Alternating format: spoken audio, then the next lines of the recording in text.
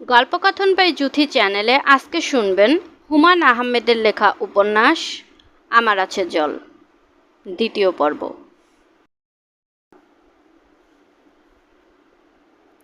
তারা নীলগঞ্জ ডাকবাংলো এসে পৌঁছল বিকাল 4টায়। তখন আলো নরম হয়ে এসেছে, শীতের উত্তরী হাওয়া বইছে। ডাকবাংলোটি চমৎকার, ফিশারিজের বাংলো, হাফ বিল্ডিং, উপরের ছাদ টালির, মন্দিরের গম্বুজের মতো উঁচু হয়ে আছে। বাড়ি যত বড় তার চেয়েও বড় তার বারান্দা। সেখানে কালো একটি গোল টেবিলের চারপাশে গোটা পাঁচেক ইজি চেয়ার, দেখলেই শুয়ে পড়তে ইচ্ছে করে।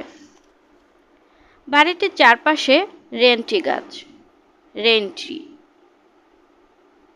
বিকেলবেলাতেই বাড়িটিকে অন্ধকার করে ফেলেছে। পেছনে বেশ বড়সড় একটা পুকুর, কাকের চোখের মতো কালো জল।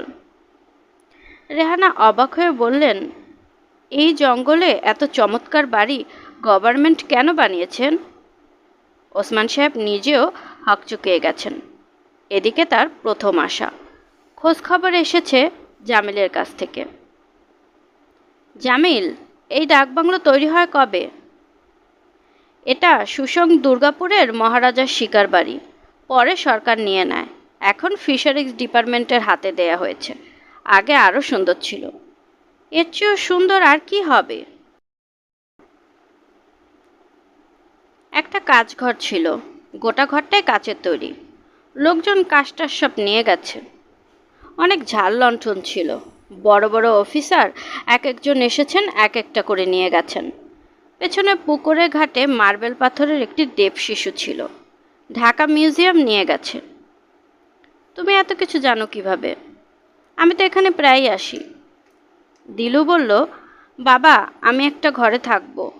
ওসমান সাহেব উত্তর দিলেন না। জামিল বলল, তা পারবি না দিলু, সব পুরনো ডাকবাংলোয় ভূত আছে। আপনাকে বলেছে, সন্ধ্যা হলেই টের পাবি।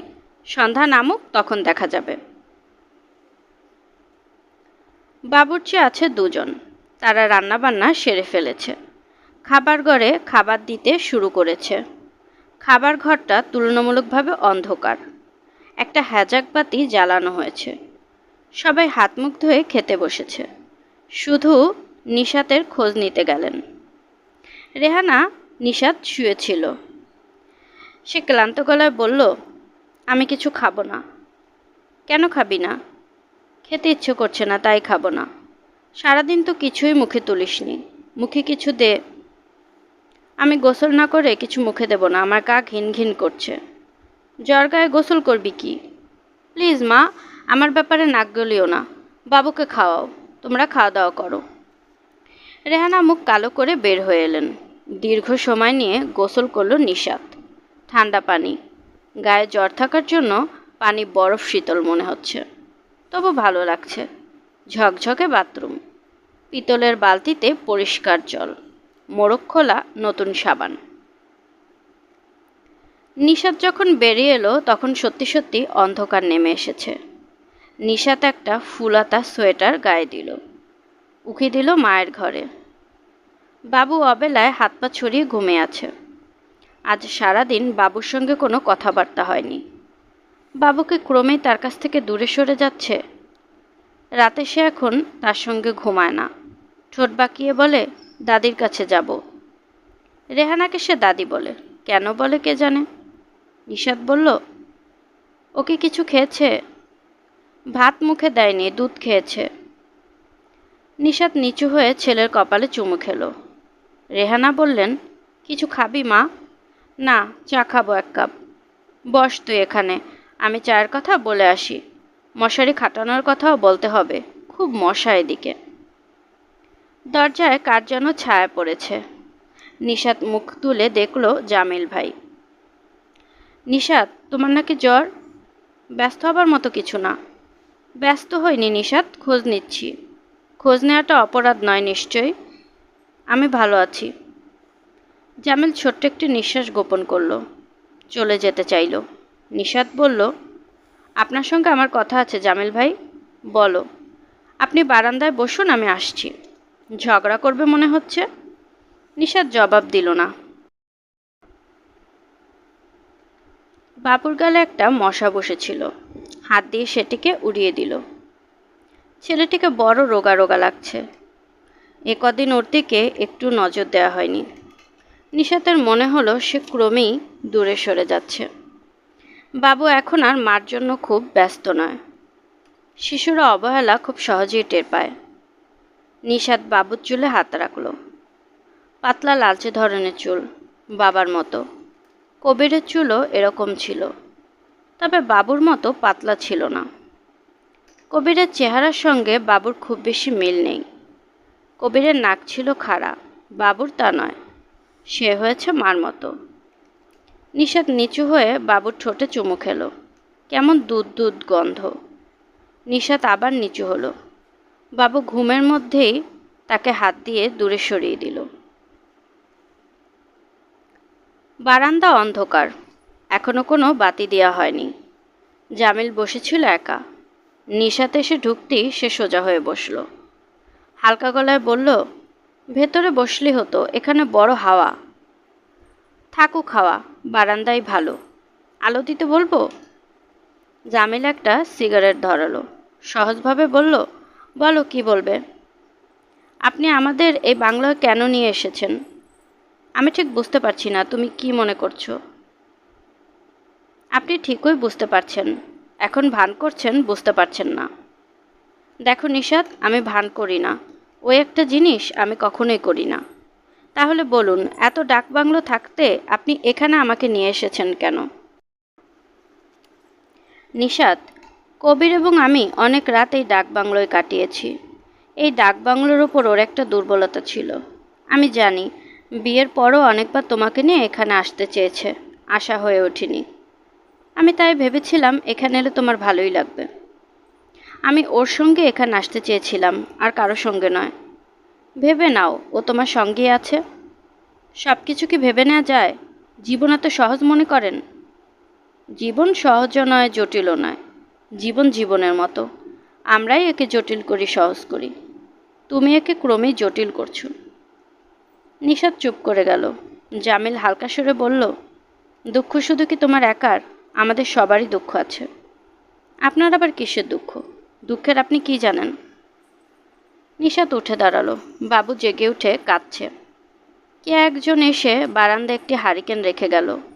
হারিকেনের আলোয় সব কেমন অদ্ভুত লাগছে। জামিল সাহেব, আপনি যেভাবে বসে আছেন বসে থাকুন, একটা ছবি তুলব। নড়বেন না, শাটার স্পিড খুব কম। অনেকখানি সময় নিয়ে সাব্বির ছবি তুলল। পানি এক জায়গা থেকে অন্য জায়গায় নেয়ার ধাঁধাটি ওসমান সাহেবের মাথায় ঘুরতে শুরু করেছে দুপুর থেকে। ওসমান সাহেব নিজের ওপরই বিরক্ত হচ্ছিলেন। ধাঁধার মতো সামান্য একটা ব্যাপার নিয়ে এই বয়সে কেউ এমন চিন্তিত হয়ে পড়ে? কিন্তু তিনি হচ্ছেন। এটা কি বয়সজনিত স্থবিরতা? তিনি কেমন যেন চ্যালেঞ্জ বোধ করছেন। এর মধ্যে চ্যালেঞ্জ বোধ করার কি আছে? ধাঁধার উত্তর জানতেই হবে এমন কোনো কথা নেই। তিনি পাইপ হাতে বারান্দায় এসে বসলেন। তার গায়ে ভারী একটা ওভারকোট, গলায় মাফলার, তবু তার শীত করতে লাগলো। বয়স বয়স বাড়ছে। এখন একদিন একটা মাইল্ড স্ট্রোক হবে, তার লক্ষণও টের পাওয়া যাচ্ছে। ব্লাড প্রেশার বেড়েছে, ঘুম কমে গেছে, খিদে কমে গেছে, চিন্তাও পরিষ্কার করতে পারছেন না। পারলে এই সহজ ধাঁধার জবাব বের করতে পারতেন। কিংবা কে জানে, এটা হয়তো সহজ নয়, হয়তো বেশ জটিল। বারান্দায় রেহানা বাবুকে কোলে নিয়ে বসেছিলেন। ওসমান সাহেব রেহানার ডান দিকের খালি চেয়ারটিতে বসলেন। রেহানা বললেন, নিশাতের বেশ জ্বর। তাই নাকি? 102 হবে। থার্মোমিটার দিয়ে দেখেছ? না। তাহলে বুঝলে কিভাবে 102? অনুমান করে বলছি। অনুমান করে আমাকে কিছু বলবে না। তুমি এরকম করছো কেন? কীরকম করেছি? এত মেজাজ দেখাচ্ছ কেন? মেজাজ কোথায় দেখালাম? থানার ওসি ভদ্রলোকের সঙ্গে এমন ব্যবহার করলে কেন? খারাপ ব্যবহার তো করিনি। আমি বিরক্ত হয়েছি। এই বিরক্তির ব্যাপারটি তাকে জানিয়েছি। সে জানে আজ ভোরে আমি আসব, কিন্তু সে স্টেশনে আসেনি। আমি ডাকবাংলোয় পৌঁছানোর পর সে এসেছে। আমাকে সে কী ভেবেছে? তুমি তো কোনো সরকারি ট্যুরে আসোনি, তুমি ছুটি কাটাতে এসেছো। কেন সে আসবে? সে আসবে, তার পুরো দলবল নিয়ে আসবে, কারণ আমি পুলিশের আইজি। রেহান একবার ভাবলেন বলবেন না, শেষ পর্যন্ত বলেই ফেললেন এবং বললেন বেশ তীক্ষ্ণ কণ্ঠে, তুমি এখন আর আইজি নও, রিটায়ারমেন্ট নিয়েছো। রিটায়ারমেন্টের আগে পাওনা ছুটি নিয়ে ঘুরে বেড়াচ্ছ। তুমি পুলিশের আইজি, এটা এখন যত তাড়াতাড়ি বলতে পারো ততই ভালো। ওসমান সাহেবের পাইপ নিভে গেছে। নিভে যাওয়া পাইপ হাতে তিনি মূর্তির মতো দীর্ঘ সময় বসে রইলেন।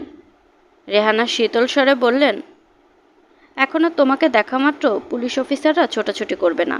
এটা মানসিকভাবে অ্যাকসেপ্ট করার চেষ্টা করো। তোমার জন্য ভালো, আমাদের সবার জন্য ভালো। ওসমান সাহেব জবাব দিলেন না, দূরের রেন্টি গাছগুলোর দিকে তাকিয়ে রইলেন। রেহানার মনে হলো এই কথাগুলি হয়তো না বললেও চলতো। তিনি গলার স্বর স্বাভাবিক করতে করতে বললেন, চা খাবে? না, শীতের মধ্যে ভালোই লাগবে। আমাকে এক ঢোক হুইস্কি দিতে বলো। হুইস্কি এখানে কোথায় পাবো? আছে, আমি নিয়ে এসেছি। আলিমকে বলো। আলিম ওসমান সাহেবের বাসায় গত 20 বছর ধরে আছে। তার বয়স ওসমান সাহেবের চেয়েও বেশি, কিন্তু গৃহভৃত্যদের কোনো পেনশনের ব্যবস্থা নেই। কাজেই তাকে একদিন আগেই রান্নার কিছু প্রয়োজনীয় জিনিসপত্র নিয়ে নীলগঞ্জে আসতে হয়েছে। আজ প্রচণ্ড দাঁত ব্যথা থাকা সত্ত্বেও সারাদিন রান্নাবান্না নিয়ে ব্যস্ত থাকতে হয়েছে। রেহানা বললেন, আলিম শুয়ে আছে, ওর শরীর ভালো না, তাছাড়া এখানে এসব করতে পারবে না। কেন? এখানে অসুবিধা কি? অসুবিধা আছে, ঘরে তুমি যা করো তাই বলে বাইরে এসেও করবে? রেহানা, এখানে ছুটি কাটাতে এসেছি, রিল্যাক্স করতে এসেছি। তুমি একা আসোনি, তোমার সঙ্গে বাইরের মানুষ আছে। বাইরের মানুষ এখানে কেউ না, জামিল ঘরের ছেলে, সে আমার অভ্যাস জানে। আর সাব্বির 11 বছর ধরে বাইরে আছে। আমি তোমাকে এখানে মদ খেতে দেব না। রেহানা বাবুকে কোলে নিয়ে উঠে গেলেন। যাবার সময় হারিকেন হাতে করে তুলে নিয়ে গেলেন। ওসমান সাহেব অন্ধকার বারান্দায় একা একা বসে রইলেন। এখানে মশা আছে, বন্য মশা। মানুষ কামড়ানোর অভ্যেস নেই বোধ হয়। কামড়াচ্ছে না, শুধু বিরক্ত করছে। ওসমান সাহেব আবার ধাঁধা নিয়ে ভাবতে বসলেন। পানি এক জায়গা থেকে অন্য জায়গায় নিতে হবে, শুধু হাতে হাত নিতে হবে এবং একবারে নিতে হবে। কোনো মানে হয়? বাবা, তুমি অন্ধকারে বসে কি করছো? দিলু ঢুকলো। ওসমান সাহেব মিষ্টি একটা গন্ধ পেলেন। দিলু পাউডার মেখেছে কিংবা গায়ে সেন্টেন্ট দিয়েছে। গন্ধটা হালকা, বেশ চেনা পরিচিত কোনো ফুলের গন্ধ। কী ফুল ওসমান সাহেবের সেটা মনে করতে পারলেন না। অনেক দিন সচেতনভাবে কোনো ফুলের গন্ধ নেওয়া হয়নি। দিলু পাশে চেয়ারে বসলো এবং আবার বলল, অন্ধকারে একা একা বসে কি করছো? তোর সমস্যা নিয়ে ভাবছি। আমার আমার আবার কি সমস্যা?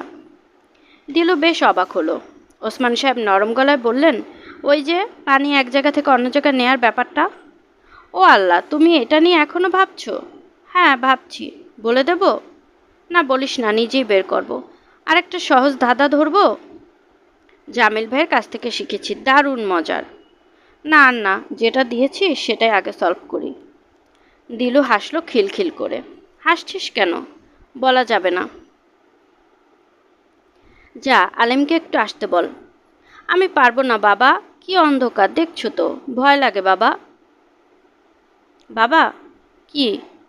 একটু ভূতের গল্প শুনবে? সত্যি গল্প, জামিল ভাইয়ের কাছ থেকে শুনেছি, ওনার নিজের লাইফের ঘটনা। ওসমান সাহেব কিছু বললেন না, পাইপ ধরাবার চেষ্টা করতে লাগলেন। খুব হাওয়া, দেয়াশলের কাঠি নিভে নিভে যাচ্ছে। বাবা বলবো? বল। দিলু তার বাবার কাছে ঘেঁষে এলো, একটা হাত রাখলো বাবার হাতে, গলার স্বর নিচু করে গল্প শুরু করলো। বুঝলে বাবা, তখন শ্রাবণ মাস। জামিল ভাই গিয়েছেন তার বন্ধুর বাড়ি, গ্রামের দোতলা বাড়ি। জামিল ভাইকে যে ঘরটায় থাকতে দেওয়া হয়েছে তার জানালাগুলো খুব ছোট ছোট। বাবা শুনছো তো? শুনছি। তাহলে হু বলবে পরপর, না বললে মনে হবে গল্প শুনছো না। ঠিক আছে বলবো, তারপর কি হলো?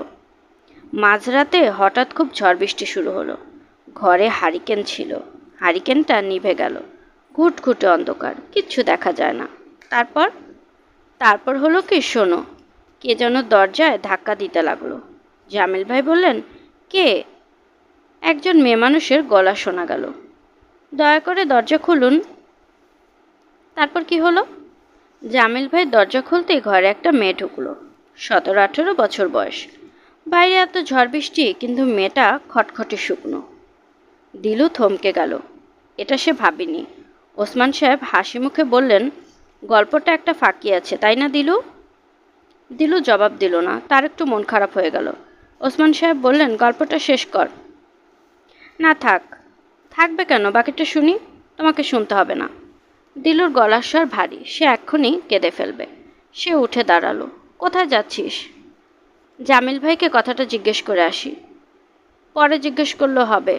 না, আমি এখন জিজ্ঞেস করব, কেন সে আমার সঙ্গে মিথ্যে কথা বলবে? গল্প তো গল্পই, গল্প কখনো সত্যি হয়? জামিল ভাই বলেছিল এটি সত্যি গল্প। দিলু প্রথমে গেল খাবার ঘরে। সেখানে একজন অপরিচিত রোগা লোক হ্যাজাক লাইট ঠিক করতে চেষ্টা করছে। একবার দপ করে আগুন জ্বলে ওঠে। লোকটি খাইছে রে বলে এক লাফে পেছনে সরে। ব্যাপারটা দিলুর কাছে খুব মজার লাগলো। দিলু হাসি মুখে বলল, আপনার কি নাম? আমার নাম বাদলা। বাদলা আবার নাম হয়? বাপ ময় দিয়েছে, কি করমু কন? তারা বোধহয় নাম দিয়েছিল বাদল। দিলু কথা শেষ হবার সঙ্গে সঙ্গে হ্যাজাকটা ঠিক হয়ে গেল। বাদলা দাঁত বের করে বলল, আফা, আপনার খুব ভয়। দিলু বলল, আপনি কি জামিল ভাইকে দেখেছেন? ওই যে লম্বা, গায়ে পাঞ্জাবি আর ক্রিম কালারের চাদর? জি, দেখছি। কোথায় দেখেছেন? আরেকজন কোট পরা সাপ বসে আছে পুকুর ঘাটে, গপ করতেছে। আপনি জানতো জামিল ভাইকে ডেকে নিয়ে আসুন। বলবেন দিলু আপনাকে ডেকেছে। আমার নাম দিলু, দিলশাদ থেকে দিলু। লোকটি চলে গেল। দিলু মুখ গম্ভীর করে বসে রইল। রাত বেশি হয়নি, মাত্র 8টা, কিন্তু মনে হচ্ছে গভীর রাত। ঝিঝি ডাকছে চারদিকে। বাবুর কান্না শোনা যাচ্ছে। সে সারাদিন ঘুমিয়েছে, কাজী সারা রাত সে জেগে থাকবে। একটু পরে পরে কাঁদবে। মা কোলে নিয়ে হাঁটাহাঁটি করবে। দিলু শুনল মা তাকে গল্প বলার চেষ্টা করছে। তুলারাশি কন্যার গল্প। এই গল্পটি ছোটবেলায় সেও শুনেছে। এক রাজকন্যার ওজন ছিল মাত্র 1 ছটাক, কিন্তু এক রাতে হঠাৎ তার ওজন বেড়ে গেল। কী ব্যাপার দিলু? জরুরি তলব করল। জামিল ভাই, আপনি আমাকে মিথ্যে কথা বললেন কেন? কেউ আমাকে মিথ্যে বললে আমার খুব খারাপ লাগে। কোনটা মিথ্যে বলেছি বলতো? মিথ্যা আমি তেমন বলি না। ওই যে একটা সত্যি ভূতের গল্প বললেন, ওটা আসলে মিথ্যে ভূতের গল্প। কোন গল্পটি? ওই যে বন্ধুর বাড়িতে গিয়েছেন ঝড় বৃষ্টির সময়, 1600 বছরের একটা মেয়ে ঘরে ঢুকলো। হ্যাঁ, মনে পড়েছে। মিথ্যা হবে কেন? ওটা সত্যি গল্প। না, সত্যি না। এই অন্ধকারে আপনি কি করে বুঝলেন ওর বয়স 16-17? ওর কাপড় ভেজা না?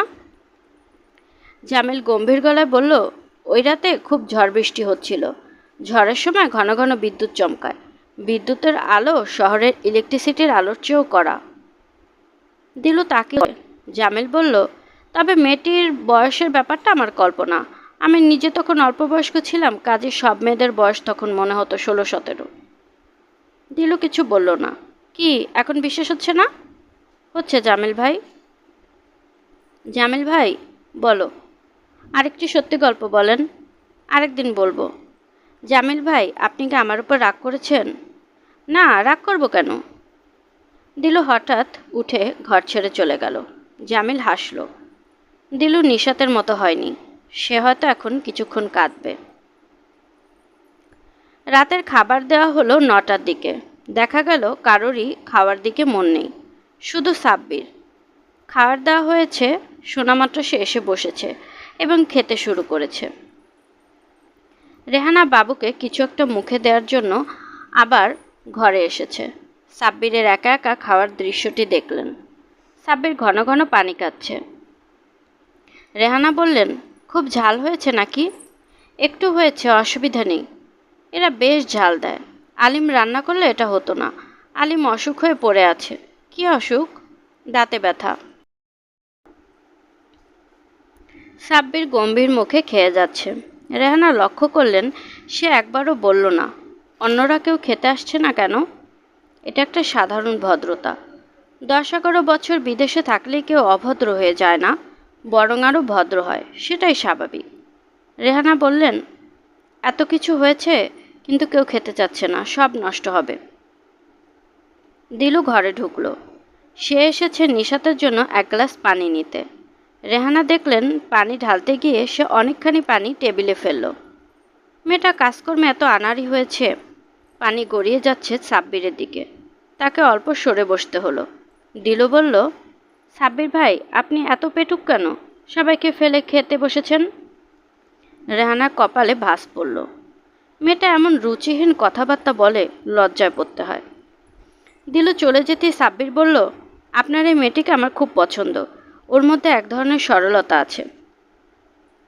রেহানা কিছু বললেন না। মনে মনে সাব্বিরের কথাটার অন্য কোনো অর্থ হয় কি না বুঝতে চেষ্টা করলেন। এই মেয়েটিকে তার পছন্দ, এর মানে কি এই নয় যে বড় মেয়েটিকে পছন্দ নয়? বড় মেয়েটির মধ্যে সরলতা নেই?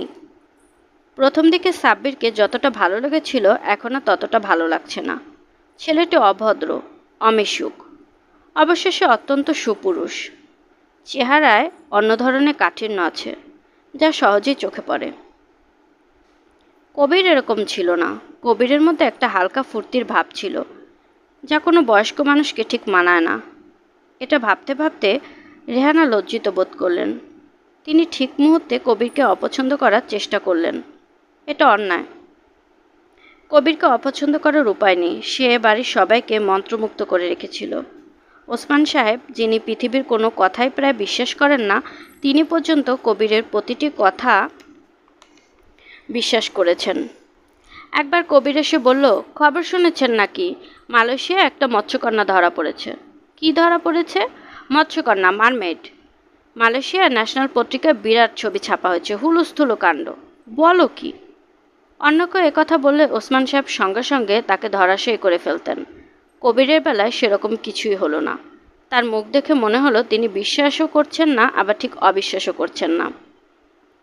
রাতে শোয়ার সময় গম্ভীর মুখে স্ত্রীকে বললেন, দুনিয়ায় কত অদ্ভুত জিনিসই না হয়।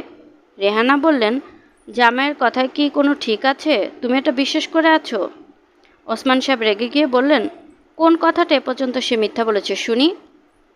ওসমান সাহেব কবিরের কোনো বদনাম সহ্য করতে পারতেন না, এখনও পারেন না। যে লোক জীবনে কোনোদিনও নামাজ রোজা করেছে বলে রেহানার মনে পড়ে না, সেই লোকও দেখা যায় 21 আগস্টে একটা জায়নামাজ টেনে বের করেন এবং গভীর রাত পর্যন্ত টুপি মাথায় দিয়ে বসে থাকেন। অপরিচিত এই পোশাকে তাকে অদ্ভুত দেখায়। 21শে আগস্ট কবিরের মৃত্যুদিন। পানি আনতে এতক্ষণ লাগলো? দিলু পানি আনতে দেরি করেনি, গিয়েছে নিয়ে এসেছে। নিশাত আজ অকারণে রাগ করছে। দিলু বলল, নাও পানি নাও। লাগবে না, যা, তৃষ্ণা মরে গেছে। এটা কেমন কথা? তৃষ্ণা কখনো মরে যায় না, তৃষ্ণাই থাকে, সময়ের সঙ্গে সঙ্গে বাড়তে থাকে। দিলু নরম স্বরে বলল, আপা খেয়ে নাও প্লিজ, তুমি শুধু শুধু রাগ করছো। নিশাত পানির গ্লাস হাতে নিল। তুমি রাতে কিছু খাবে না? না। কেন? দেখছিস না আমার শরীর ভালো না। মাথা টিপে দেব? না লাগবে না, তুই এখন যা। অন্ধকারে একা বসে থাকবে কেন? আমিও থাকি তোমার সঙ্গে। দিলু খাটের উপর পা উঠিয়ে বসল। অন্ধকারে পা নামিয়ে বসতে তার ভালো লাগে না। সবসময় মনে হয় কেউ একজন খাটের নিচ থেকে চুপি চুপি এসে পা চেপে ধরবে। আপা, একটা ভূতের গল্প শুনবে? নিশাত জবাব দিল না। সত্যি গল্প, জামিল ভাইয়ের জীবনে ঘটেছিল। নিশাত তবুও চুপ করে রইল। এ গল্প শুনলে তুমি আর একা একা অন্ধকারে বসে থাকতে পারবে না এবং রাতে ঘুমোতেও পারবে না। এত ভয়ের গল্প শুনতে চাই নে, থাক। মাথা ধরার মধ্যে গল্প শুনতে ভালো লাগে না। আপা, তোমার মাথায় চুল টেনে দেই? দে, আস্তে আস্তে টানবি। দিল নিশাতের কপালে হাত দিয়ে চমকালো। বেশ জ্বর গায়ে। এতটা জ্বর তা বোঝা যায়নি। আপা, তোমার গা তো খুব গরম। জানালা বন্ধ করে দেই, ঠান্ডা হাওয়া আসছে। না থাক, জানালা বন্ধ থাকলে আমার কেমন কেমন যেন লাগে, মনে হয় নিঃশ্বাস নিতে পারছি না। মশারি ফেলা নেই, মাঝে মাঝে মশায় কামড়াচ্ছে। দিলু হালকা স্বরে বলল, জানো আপা, আমি কখনো মশা মারি না। তাই নাকি? হ্যাঁ, কারণ যেসব মশা মানুষকে কামড়ায় তারা সব স্ত্রী মশা। পুরুষ মশারা কামড়ায় না। আমি নিজে মেয়ে হয়ে একটা মেয়ে মশাকে কি করে মারি বলো? পুরুষ মশারা কামড়ায় না, এটা তোকে কে বলেছে? জামিল ভাই বলেছেন। নিশাত বিছানা উঠে বসল, নিচু স্বরে বলল, জামিল ভাইয়ের সঙ্গে তোরা তো মাখামাখি কেন? দিলু অবাক হয়ে বলল, এই কথা কেন বলছো? সবসময় তোর মুখে শুনি জামিল ভাই জামিল ভাই, এটা ভালো লাগে না। ভালো নয় কেন? তোর বয়স কম, এই বয়সে মেয়েরা খুব সহজে নানান রকম দুঃখ কষ্ট পায়। নিশাত চুপ করে রইল। দিলু বলল, পরিষ্কার করে বলো আপা।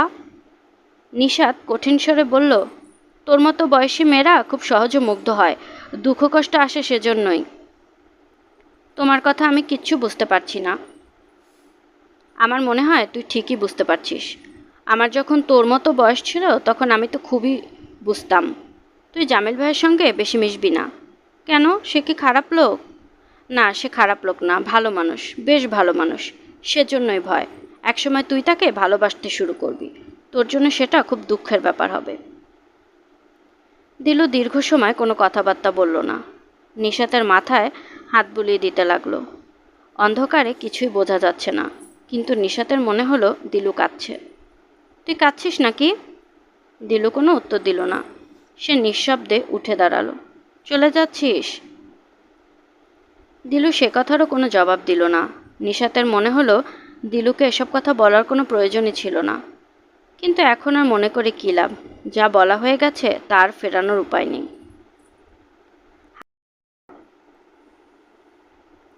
হারিকেন হাতে রেহানা ঢুকলেন। তার কোলে ঘুমন্ত বাবু। তিনি বাবুকে বিছানায় শুয়ে দিতে গেলেন।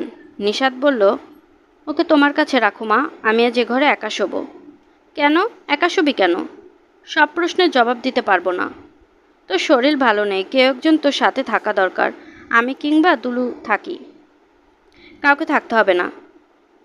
রেহানা একটি কঠিন কথা বলতে গিয়েও বললেন না। শেষ মুহূর্তে নিজেকে সামনে নিলেন। সম্পূর্ণ অন্য প্রসঙ্গ তুললেন। রাতে কি খাবি? কিছু খাবো না। খাবি না কেন?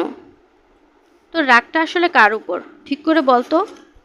কার উপর আমার কোনো রাগটাগ নেই, শরীর ভালো নেই তাই খাবো না। ঠিক আছে। রেহানা চলে যাচ্ছিলেন। নিশাত বলল, দিলুকে একটু পাঠিও তো মা। দিলু আসবে না। তুই ওকে কি বলেছিস জানি না, দিলু কাঁদছে। কাদার মতো আমি কিছু বলিনি। রেহানা শীতল স্বরে বললেন, তোর কথাবার্তা শুনে আমারই কাঁদতে ইচ্ছে হয়। আর ও তো বাচ্চা মেয়ে। ও বাচ্চা মেয়ে নয়, এই বয়সে মেয়েরা বাচ্চা থাকে না। সবাই তোর মতো নয়, কেউ কেউ বাচ্চা থাকে। এ কথার মানে কি মা? মানে টানে কিছু নেই। তুই নিজের দিকে তাকিয়ে দেখ নিশাত, যার দুঃখে আজ এরকম করছিস তার সঙ্গে তোর আচার ব্যবহার কেমন ছিল? তার মানে? কটা দিন তুই কবিরের সঙ্গে হাসি মুখে কথা বলেছিস? মানুষ সবসময় হাসি মুখে থাকতে পারে না। তা পারে না, কিন্তু তুই ভালো মতো ভেবে দেখ তুই কবিরের সঙ্গে কেমন ব্যবহারটা করতি। তুমি যাও তো মা। রেহানা চলে গেলেন। নিশাত অন্ধকারী হাতরে দরজা ছিটকিনি লাগালো। দরজায় পিঠ দিয়ে দাঁড়িয়ে রইল দীর্ঘ সময়। বাবু ঘুম ভেঙে কাঁদতে শুরু করেছে। মার কাছে যাব, মার কাছে যাব। রেহানা তাকে সামলাবার চেষ্টা করছেন। নিশাত শুনল মা বলছেন, কেন যে মরতে এলাম এখানে। নিশাতের চোখ জ্বালা করছে। আজকাল তার চোখে জল আসে না, চোখ জ্বালা করে। মা একটু আগে যা বলে গেলেন সেটাকে ঠিক? মা কি ইঙ্গিত করতে চেষ্টা করছেন না যে সে এখন যা করছে তা করা তার কোনো অধিকার নেই? মা একটা মোটা দাগের ইঙ্গিত করেছেন, স্থূল ধরনের কথা বলছেন। সবার স্বভাব একরকম নয়। সব মেয়েরাই তাদের স্বামীকে নিয়ে আহ্লাদ করে না। কেউ কেউ গম্ভীর স্বভাবের হয়, সহজে উচ্ছ্বসিত হয় না। তাছাড়া কবিরের মধ্যে কি সত্যি সত্যি উচ্ছ্বসিত হবার মতো কিছু ছিল?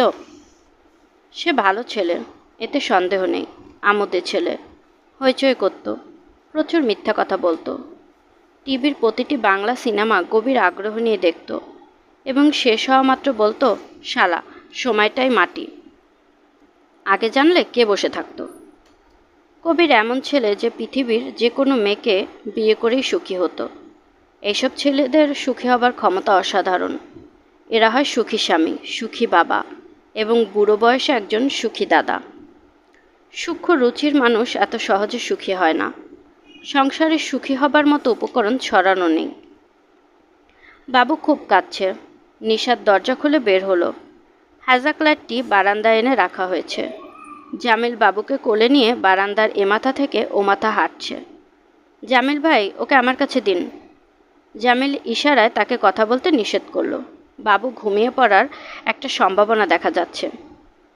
মায়ের কথা শুনে জেগে উঠতে পারে। নিশাত অপেক্ষা করতে লাগলো। আচ্ছা, কবির বেঁচে থাকলে কি এরকম হতো?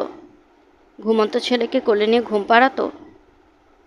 এটি কখনো জানা হবে না, কিন্তু সবাই বলবে বেঁচে থাকলে কত আদর করেই না ছেলে মানুষ করত। মৃত মানুষদের সম্পর্কে সবসময় ভালো ভালো কথা ভাবতে হয়। মৃত মানুষেরা অনেক সুবিধা ভোগ করেন। সবার বয়স বাড়ে, কিন্তু মৃত মানুষের বয়স কখনো বাড়ে না। নিশাত একসময় বুড়ো হয়ে যাবে, কিন্তু কবিরের বয়স 27 বছরই থেমে থাকবে।